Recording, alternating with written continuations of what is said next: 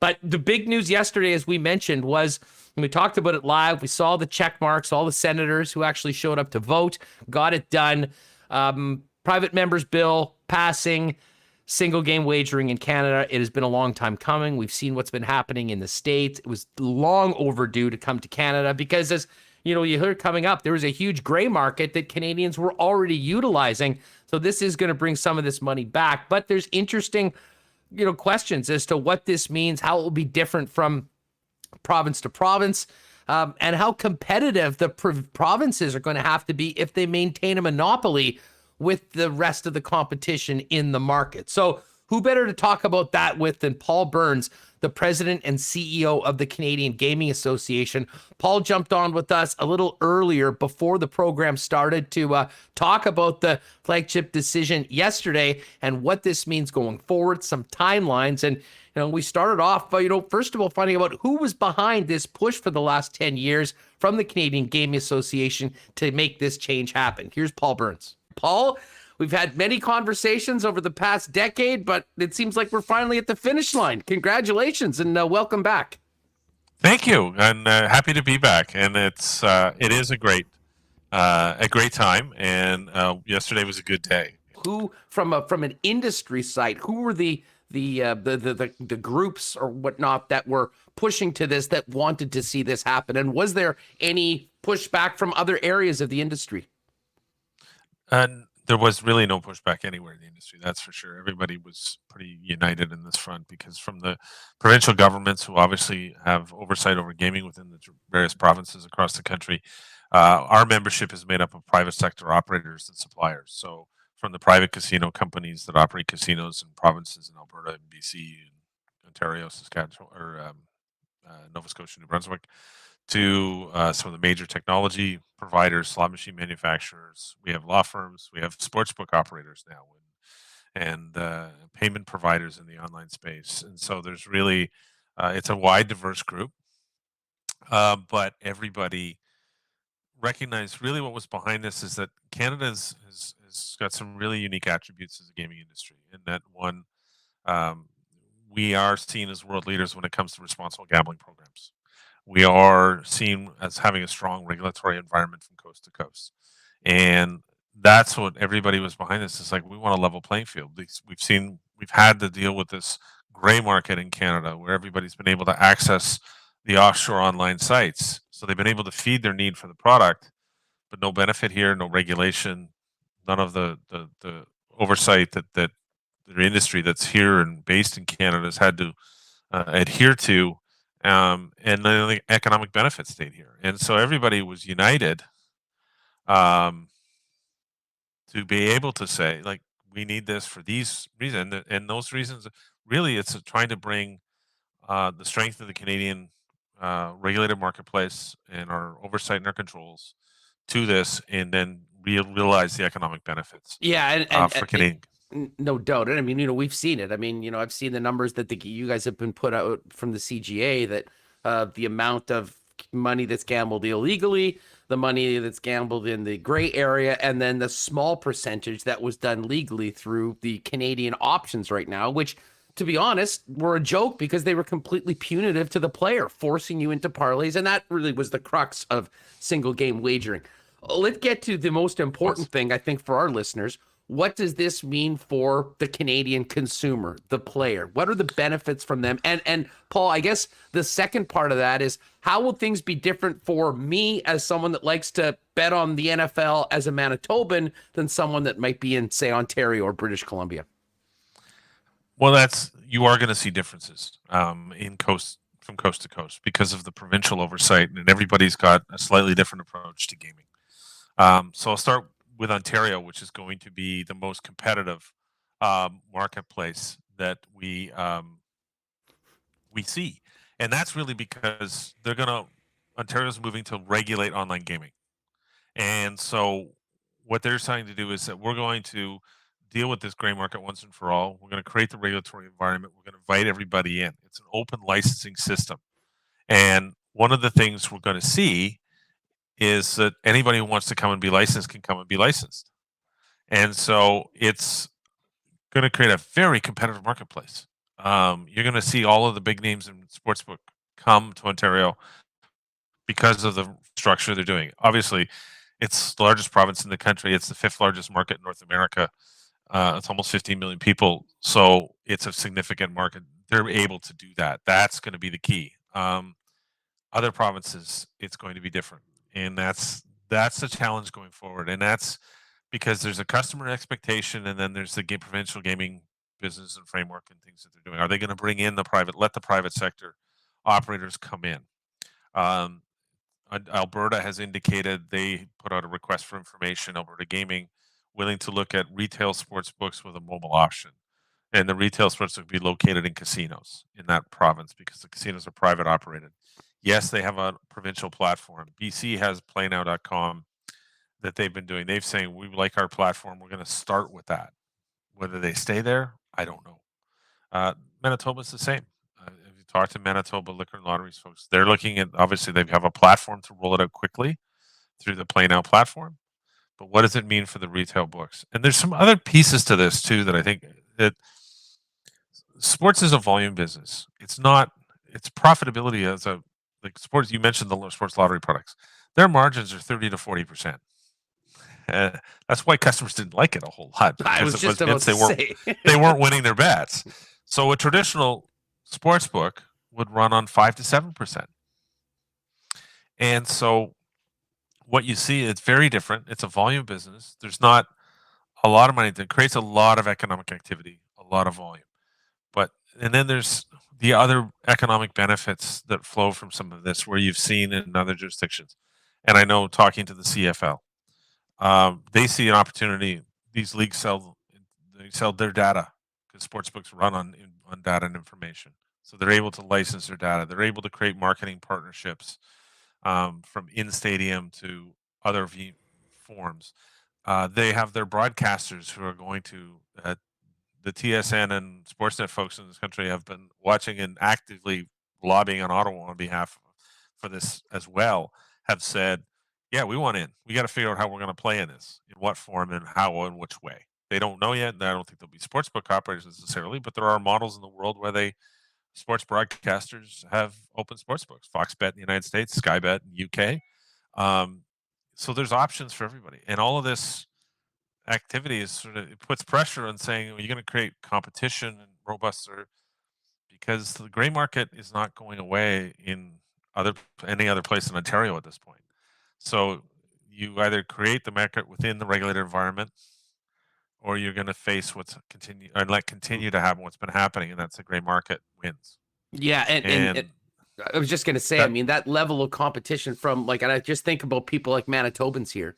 If it's still entirely under the auspices of the government lottery and, it's done through Play Now, you would have to expect that, with the competition in the market, even in Ontario with the way things are going, that product should increase in the volume of it, but the margins would assumedly not be what they were before because, as we said, it was about as fixed in the favor of the house as any betting product in North America. And I'm not exaggerating that.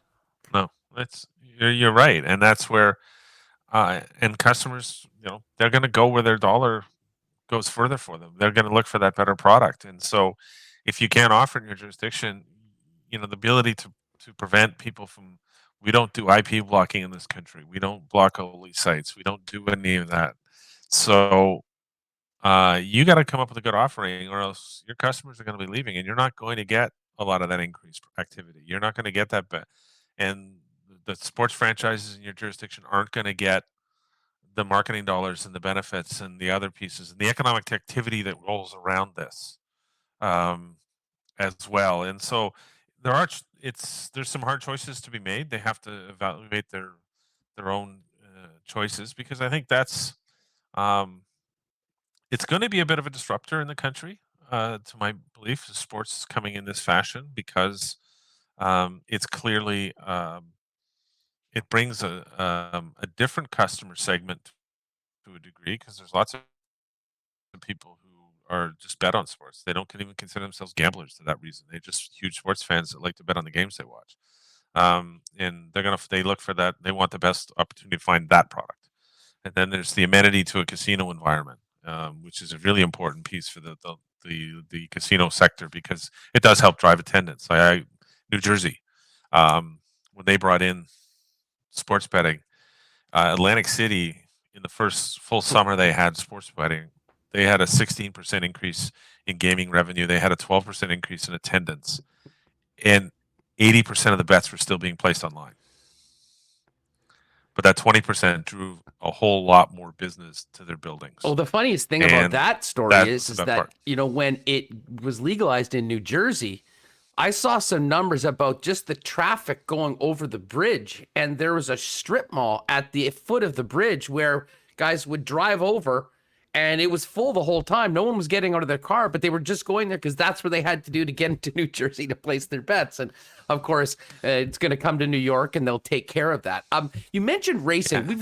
We're big horse racing guys here on this program, and the Assiniboine Downs has been a big part of Winnipeg, and they've had unique challenges, as has the thoroughbred racing industry across Canada. Is there a connection between the racing and this decision yesterday, and what could the benefit for tracks be? Like, will they be able to get in on the books, or is that much like everything else dependent on how each provincial authority handles it individually? It is up to each provincial authority, and that's going to be because you're right. One of the measures that was put in the bill was to ensure that um, there was only pari-mutuel wagering allowed on horse racing, so no fixed odds wagering. There was fear of because there's about taking the horse racing signal and people betting on it, but not contributing to the pool or back to the purses and horsemen. And that's so that was done, and that's fair, and I think that's important. But again, when you're looking to drive people to your facility and they like to bet on horses, um, you got to be able to offer them that product.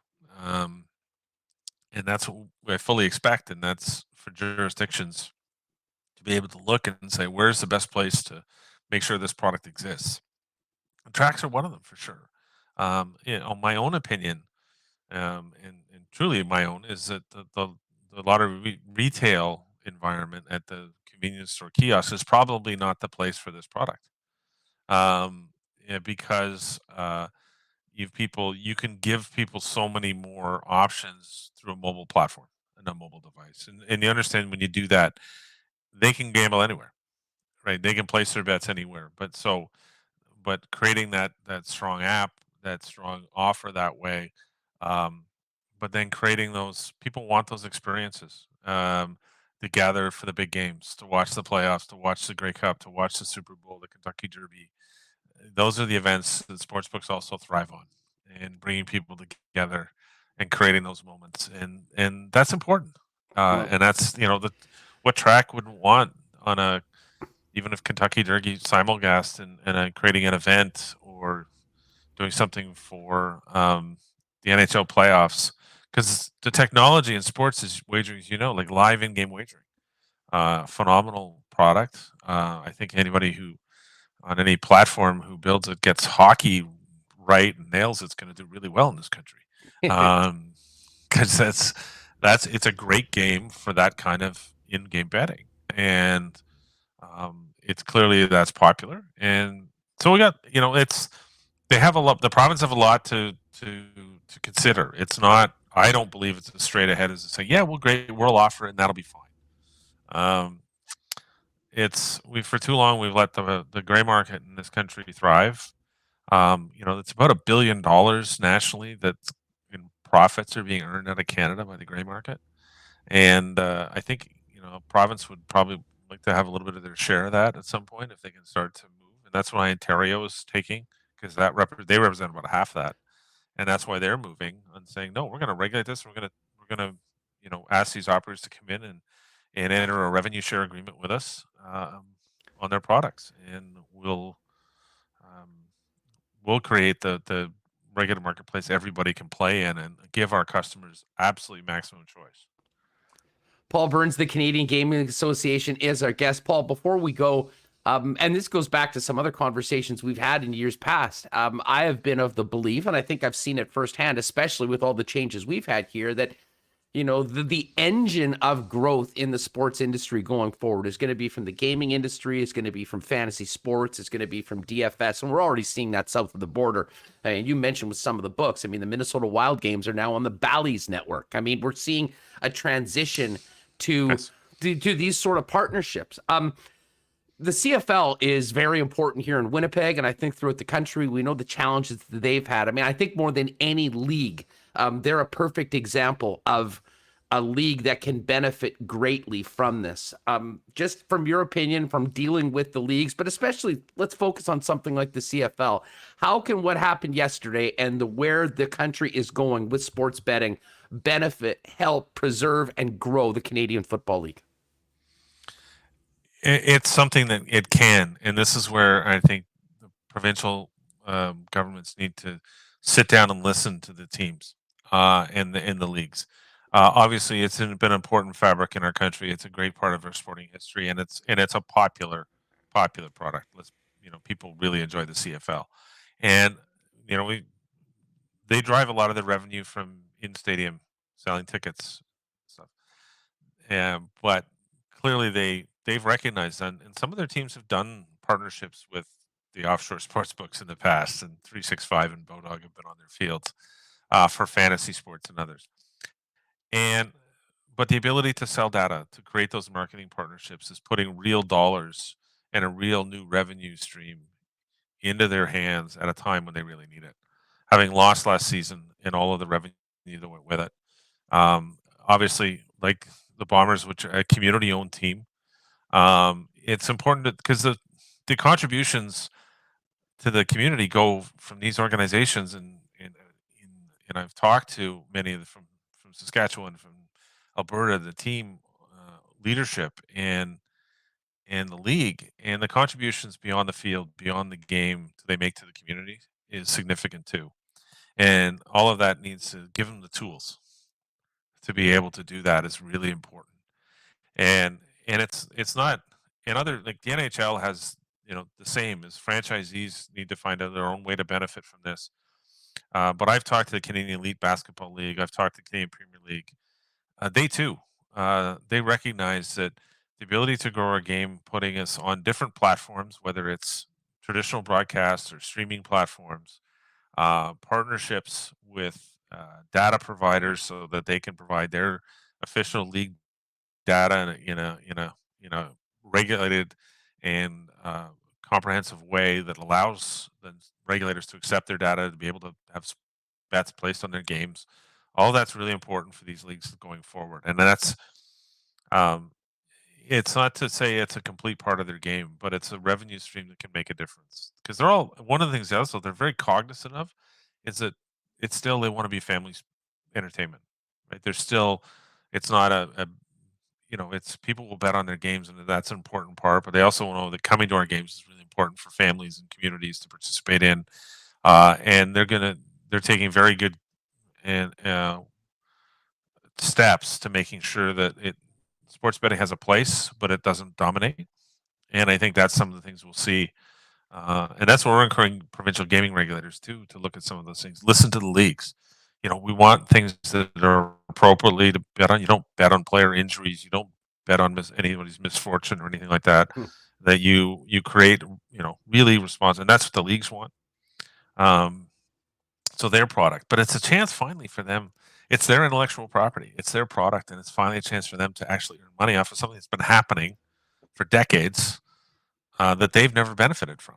And that's not too many businesses allow that stuff to happen for very long. And this is one area where we've finally been able to fix it for them. Hey, you want people to care about a new product or a new game? Tell them to put $20 on it, and that will that changes things very quickly for people and their interest It level and does. things. And as I said, it will be part of the engine for growth of many of these leagues. But I really think the CFL in particular might be able to benefit the most, considering their situation right now. Paul, before we go, I imagine this will probably depend on where you live in Canada, but how soon should sports bettors in Canada expect to see some significant changes?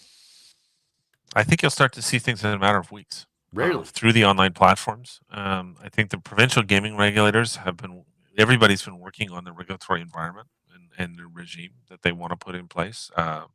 And I think some of the lottery corporations through their platforms will be able to move fairly quickly. I think a retail casino-based sports book will take some time. I'm hoping for some by Labor Day. Obviously, beginning the fall sports season is really important.